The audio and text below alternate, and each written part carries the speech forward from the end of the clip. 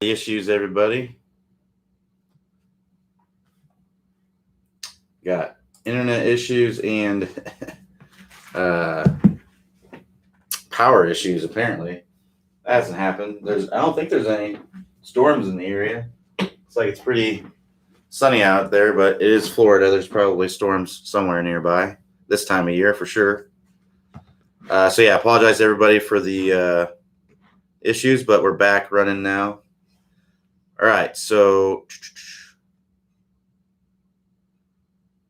let me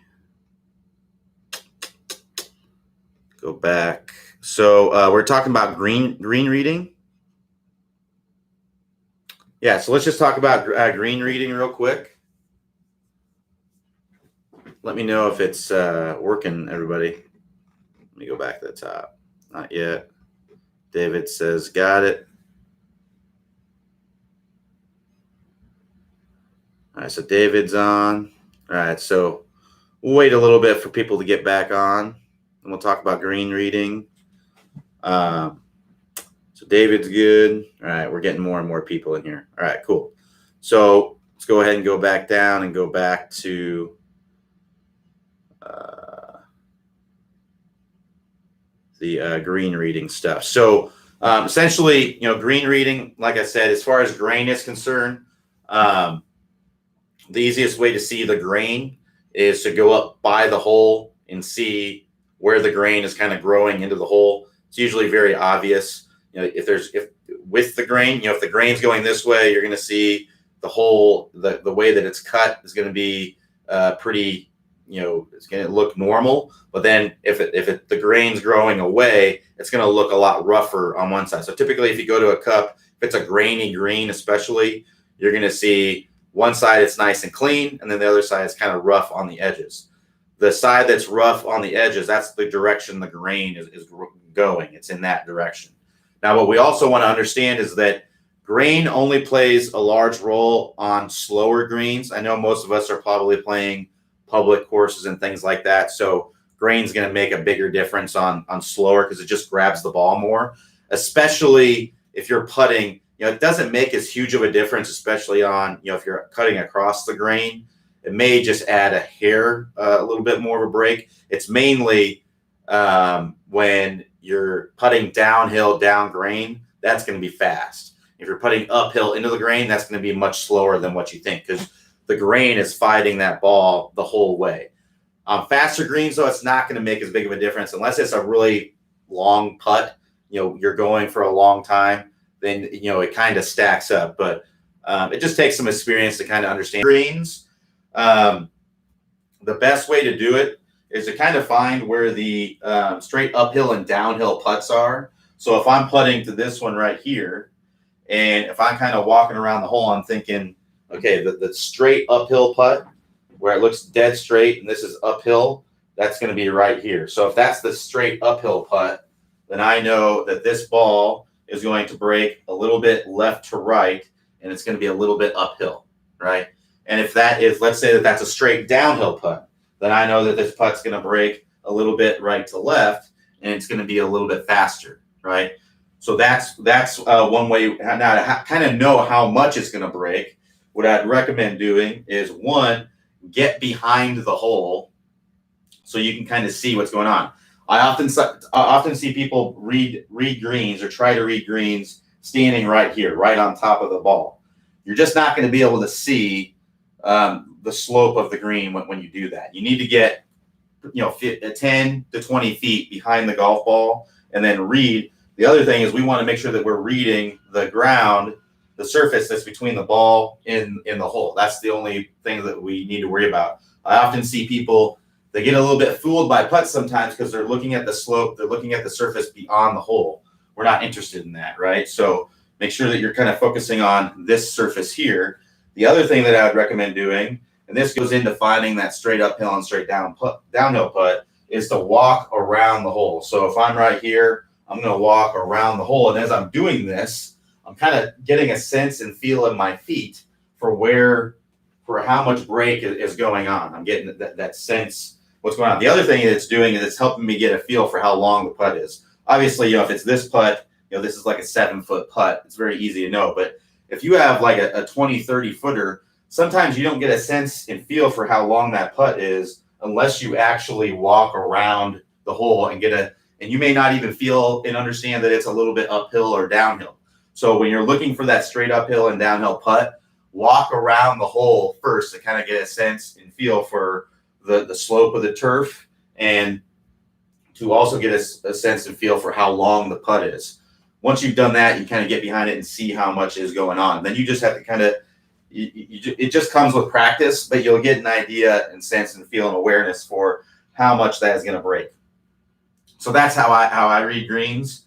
That's pretty much how everyone does it. It's a skill. You just have to practice. It's not something that you're going to be able to just get right away. And a lot of times, it just takes playing a course several times to understand how much it breaks. If you go play somewhere new, you're not used to the greens, I wouldn't expect to putt really well or read the greens really, really well. It's like I just played, a buddy of mine went and played the LPGA course that's by here, and their greens just didn't break very much. They're Bermuda style greens, and they don't hardly break at all. I was overreading everything. I usually play the Legacy Club in Heathrow here in the Orlando area, Longwood area, and their greens have a lot of break to them. And I was overplaying all the breaks, and basically I just got to the point to where if I don't see a lot of break, I'm not giving up the hole. And I started making some putts. So a lot of times you just gotta, it takes getting used to certain greens in your home place. If you play somewhere a lot, but if you go somewhere for the first time, expect to have a struggle on the greens a little bit because you're just not used to it, right? So especially if they're different from where you normally play. But that's just green reading in a nutshell. There's no magic formula to what you need to do. It's just not. You may have seen the aim point.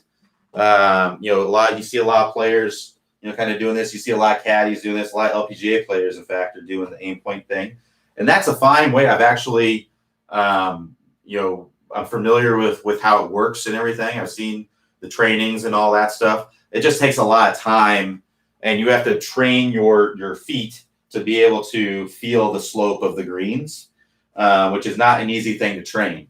If you're interested in training that, what I'd recommend is downloading an app on your phone that will tell you the degree of slope of your phone. So you place your phone on the ground, and the way you would kind of train it, or the way you could train it, is I would stand on a slope and then kind of guess what degree of slope it is, and then put your phone down and see how close you were, and then adjust accordingly. Go to a different part of the green and feel that slope and see how close you are.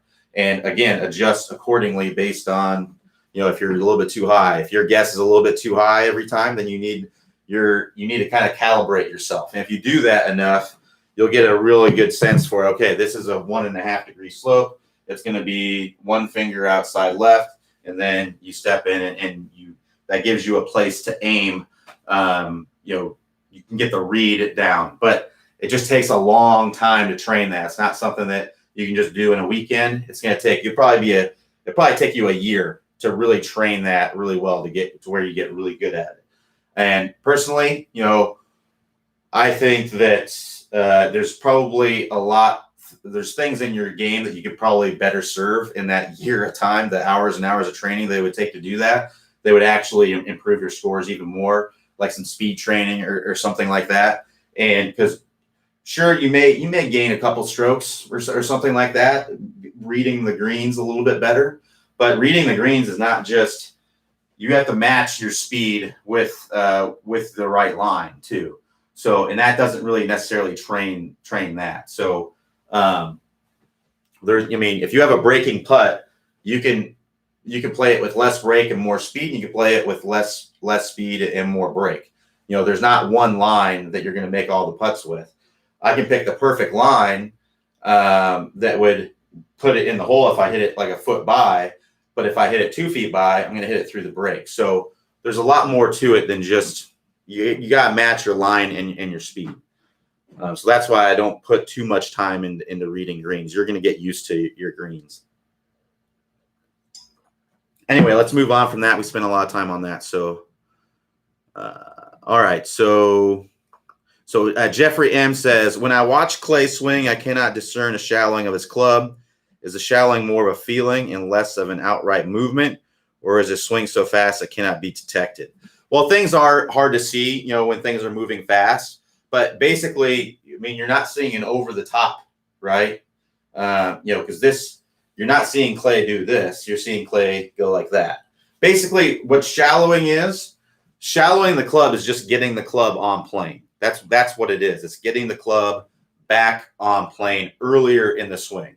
So people who are coming down steep like this, to get this club back on plane, they usually have to stand up to get the club back on plane. If you watch Clay swing, if you watch basically all tour players swings, Morikawa, who just won, does this really, really well, is they get up to the top, and then as they start down, the club flattens out.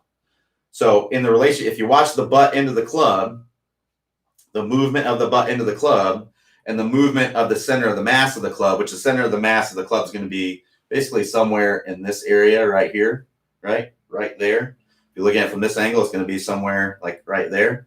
It's somewhere basically between the center of the head and the butt end of the club. So if you're looking at the relationship of the center of the mass of the club and the handle, the center of the mass is dropping. It's going at a shallower angle than the butt end of the club. So that's what shallowing of the club is. It's just getting the club on plane sooner. So if you look at Clay's swing, he goes up to the top, he's here, and then the club flattens out a little bit. Now it's not going to be, if you're looking for that's too much. That's underneath. Now you can over shallow the club. Absolutely. And if you look at players like Ricky Fowler, he's kind of has a unique swing. He actually brings the club back too shallow. He has his club back like this. And then as he starts the swing, he actually steepens the club a little bit. And that gets it on plane. Right. So now he's on plane and he really rotates through there.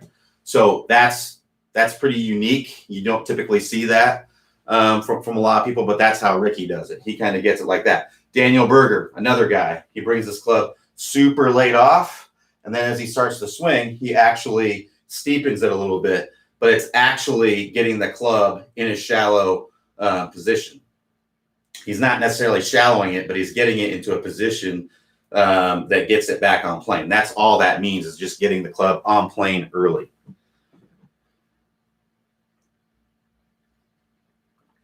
Typically, by what you'll see in the best players is by the time they get their lead arm back to parallel, that club is on plane or a little bit shallower to the plane. That's typically what you're going to see. Very few players you're going to see are steeper to the plane. There's a few out there, like a Phil Mickelson.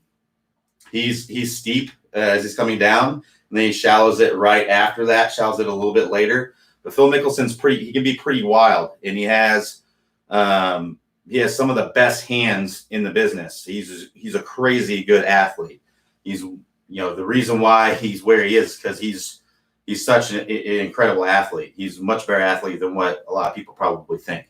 And to have a swing that's a little bit steep like that, you got to be able to do that. The other thing is another guy, a notable guy that comes down steep is Gary Woodland. Gary Woodland comes down steep, but he fades everything. So if you want to hit a fade on every single shot, then you can come down a little bit steep. You can come down a little bit steep and then kind of keep it a little bit steep all the way down. So, but if you want to hit, I think most players are going to benefit from having a shallower club and hitting draws. This is where I think a lot of people get in trouble. We look at the pros and we hear a lot of these players like Brooks Koepka, Dustin Johnson, Gary Woodland, they all play fades. Well, that's because they have the power to do that. Your average golfer does not have the power. They're going to lose a lot of power hitting fades all the time. You don't want to hit fades. Your average golfer needs to hit draws because that's going to get you the most compressed and best ball flight for you. Most people need to be doing that. You want to be able to do both, obviously. You want to have the ability to do both, but your stock shot, I always recommend, especially for amateur players, is to hit a draw. And there's a lot of great players that play draws on basically every shot. Roy McIlroy plays a draw on basically every single shot. He's a high drawer of the golf ball. So You can absolutely play. Tiger Woods is typically a drawer of the golf ball. So you can definitely play this idea that you want to hit fades all the time is not typically very good for amateur players, especially if you don't have a lot of club head speed. Because when you hit a fade, the face is open to the path. When the face is open, it typically adds loft, so you're losing compression, right? So, and compression is just the energy that you're transferring to the golf ball. So most people would be better served hitting a draw, because a draw closes the face of the path, closing the face, de-lofts the face, which allows you to transfer more energy to the golf ball. So that's going to be a better play for most people, because you're going to be able to get more distance, more rollout, right? It's going to be much easier to control and things like that. So I always try to get people typically to hit draws, especially those who are struggling with distance. So Jeffrey, I'm sorry, shallowing that is. I think I understood what you're asking. All right. So Kim W says, how long is your waiting list for online video reviews? Is there a light at the end of the tunnel? I think I might actually have a spot open right now. If you go to the swing review page, so I had one person cancel yesterday, so there might be a spot open. Let me check.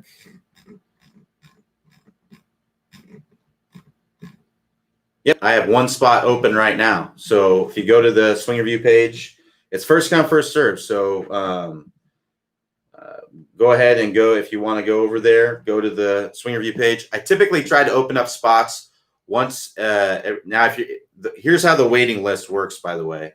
The waiting list, the way that it works is it puts you on an email list of people that will email whenever I open up spots.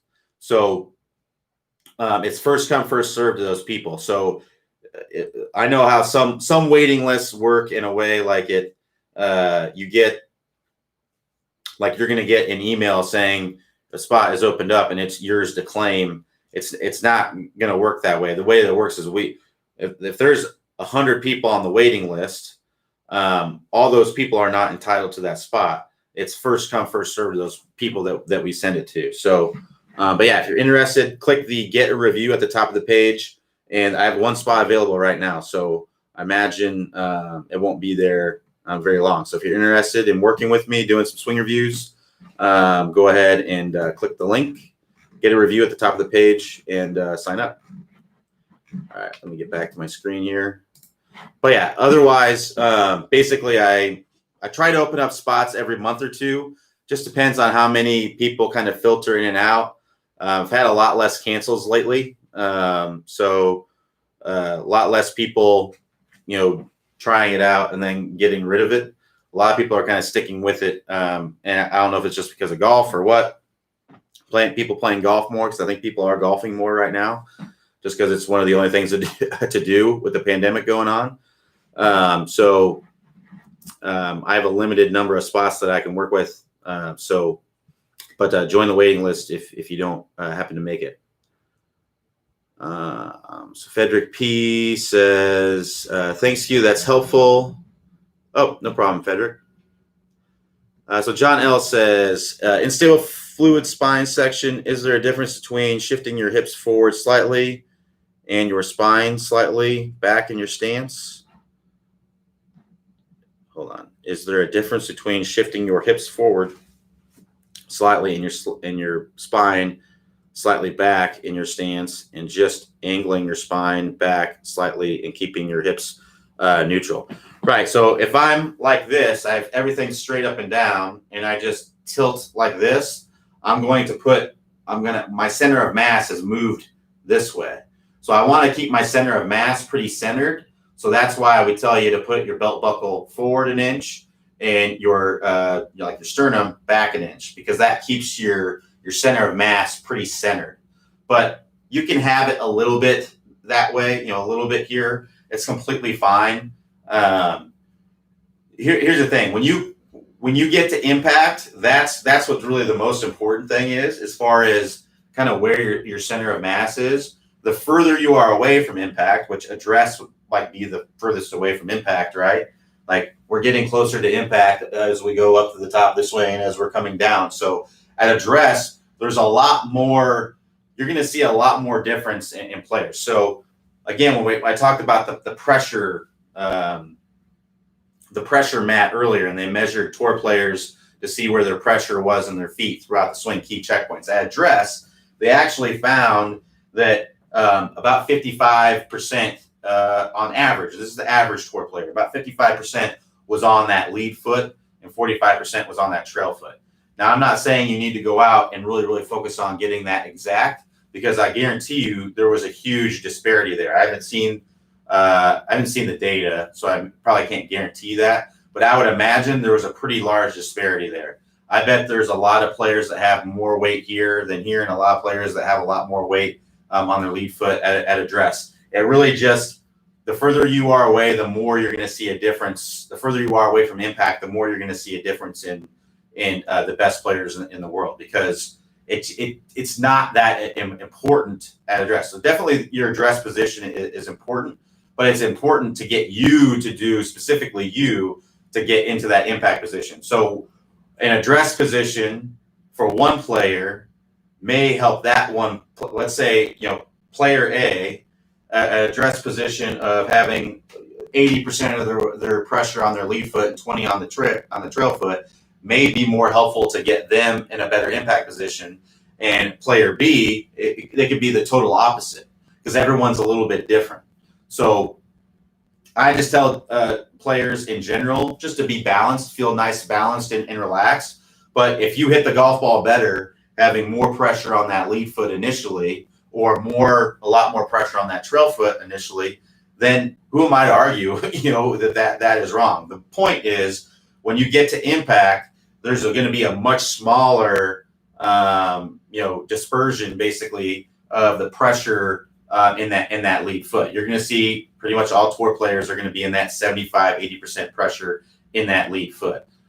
Whereas at address, you're going to see there's going to be a much larger dispersion of pressure distribution between the players. So I wouldn't look too much into that, but I would just try to be into a nice neutral position. If you have a little bit more pressure on your trail foot and that helps you to get into a better position, then hey, that's you. That's what's going to help you the most. You can experiment with it a little bit and see what happens, but I'll also tell you a reason why I think they favor that lead foot a little bit more at address is because you want to have something to kind of push off of to get the pressure moving, because every powerful athletic movement, excuse me, every powerful athletic movement has a load up phase and then a pressure shift phase. So we want to load up.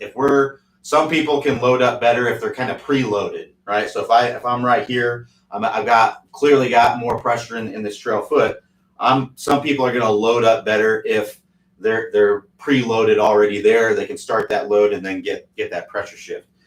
Whereas some people may load up better in this trail foot if they actually have a little bit more here and can move a little bit and get. If you look at Brooks Koepka, I bet you he's set up with more pressure on that lead leg. I haven't seen his pressure grasp, but just because people who you see move off the golf ball a little bit are typically going to have more pressure in that lead foot. We see that a lot, and that just helps you to get more pressure. If you're moving and you actually have momentum moving into this foot, you're going to be able to get more force there. Whereas if I'm preloaded already there, I'm not going to be able to put much more force into there. There'll be a little bit more because I will have a little bit of momentum moving in that direction, just because that's the direction my club and my arms are swinging.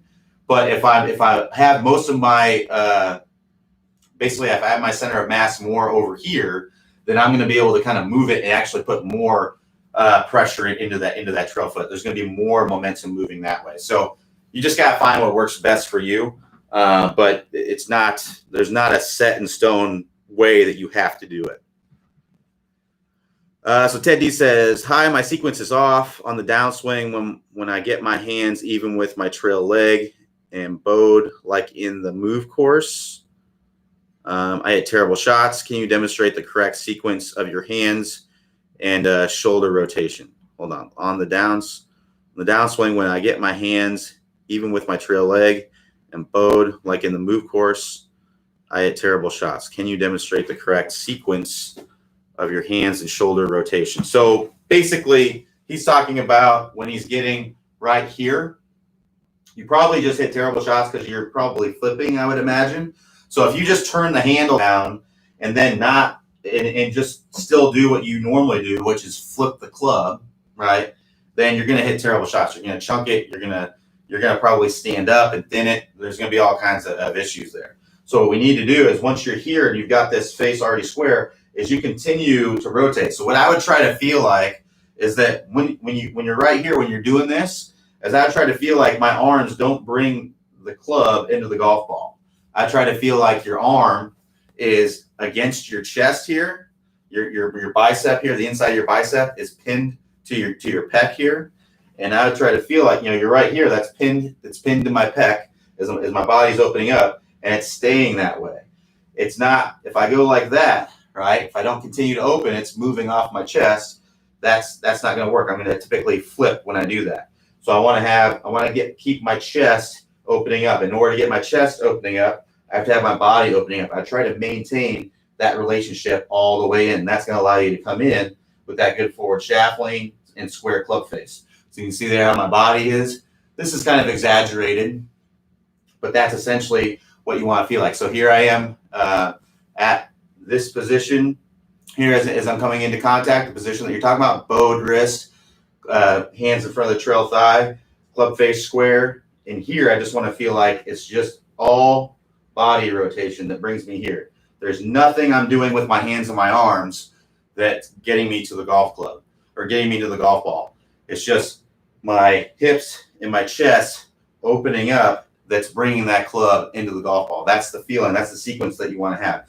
It's the opposite of what you're doing right now, or most likely, which is why you're having issues. So it's just going to take some time and some repetition, but if you just stick with it, you will get better with it.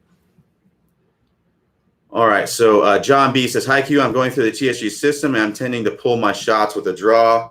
What might be the cause? So as we talked about earlier, well, your face is probably just too closed is what's going on. So I would try to feel like your hands are more ahead, like you're releasing this club more out in front, and the face is open. So I try to feel like as you're coming into contact, your body is opening up more, and you're pushing that handle forward. Because if I have this club like this, and I just push the handle forward, that opens the face. So right now, what you're probably doing is you're coming in and you're flipping a little bit, and you're closing the face too much, and the ball's starting to the left and drawing. So I try to feel like you're opening up more, you're pushing the hands forward and opening the face as you're coming in.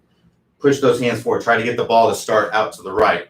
And if you get it to start out to the right, that's great. Now you just have to ease off it. So I just really exaggerate opening up the body and pushing those hands forward to get the face open.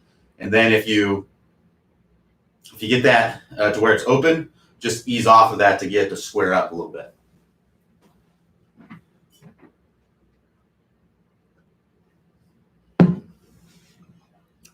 All right, so Neil S says, been doing the drills on straight line and release, and the move looked going into a net, but on the course seems everything is pushing right and or slicing, like going over the top. Any suggestions to fix this issue? So you're probably just leaving the face too open. So you need to get that handle turning down.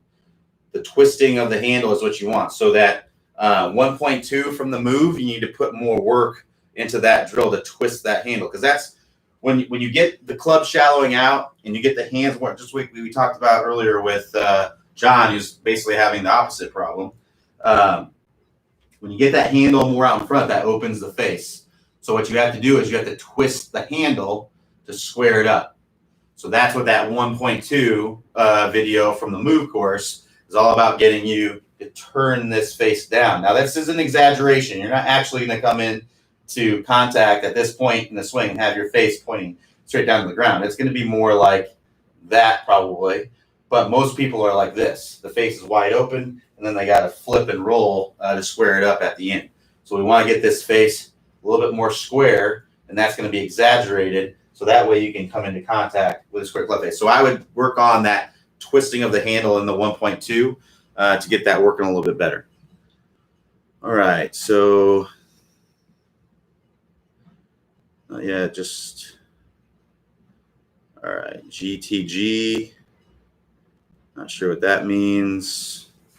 Coming through, okay. So Steve H says, hi Q, should I expect less forward shaft lean with a 9-iron versus a 5-iron or driver, concentrating on the straight line release? I mean, you'll have the appearance of less forward shaft lean as you go up through the bag because of the ball position. But the release of the club is going to be basically in the same place. So you can see here, if I'm, this is a wedge, so the wedge is going to be about in the middle of my stance. I'm going to look like this at impact, right? So here's where my ball position would be about in the middle. That's going to be me at impact, right? So you can see there's a good amount of forward shaft lean there. If I'm hitting a 9-iron, I'm probably moving that one ball forward. You can see there's my impact position. It's a little bit less forward shaft lean. If I'm hitting my driver, the ball is going to be more like this. If I come into contact, you can see there, less forward shaft lean, but my hands are basically in the same place. And on all these shots, I'm releasing this club out here. So you're going to have the appearance of less, but just because of the ball position, not because of you're trying to release the club earlier. You're still releasing it the same. It's just the ball position is going to dictate how much actual forward shaft lean you have at that point of impact. So Leland H says, what's a good drill to align hip, shoulders, feet in line? What's a good drill to align shoulders, hip, feet in line? What I'd recommend doing is whenever you go to the range, always use an alignment stick or a club on the ground and point it at a target.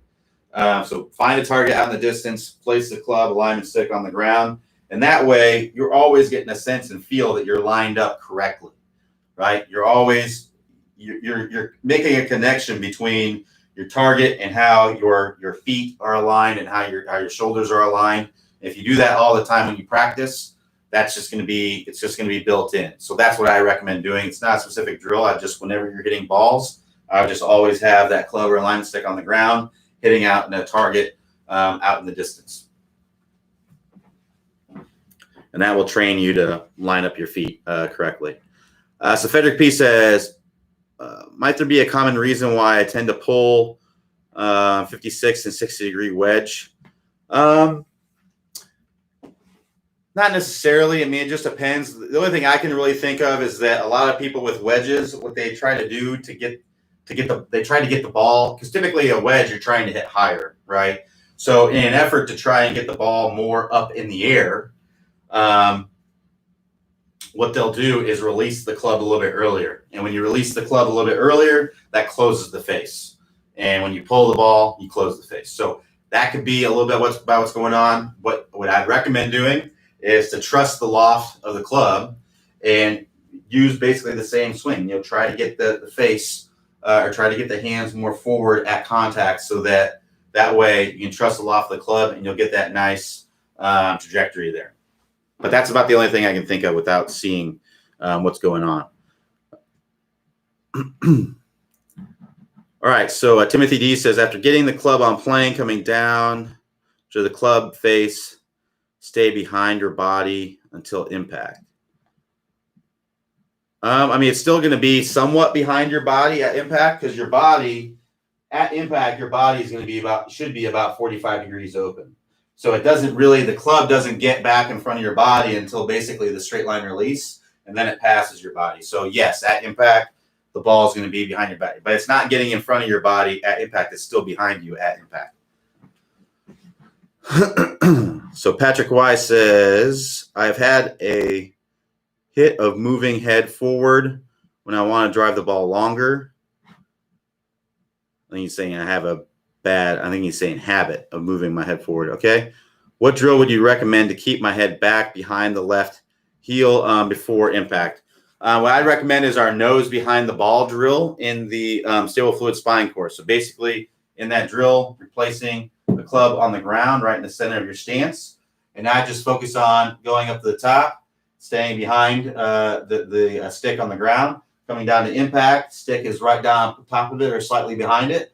What you're doing is you're getting in front of that. So you're staying behind that and swinging through into the full finish. That's the nose behind the ball drill. You can find it in the Stable Fluid Spine course. Click the house icon and then go to the Stable Fluid Spine course from the homepage.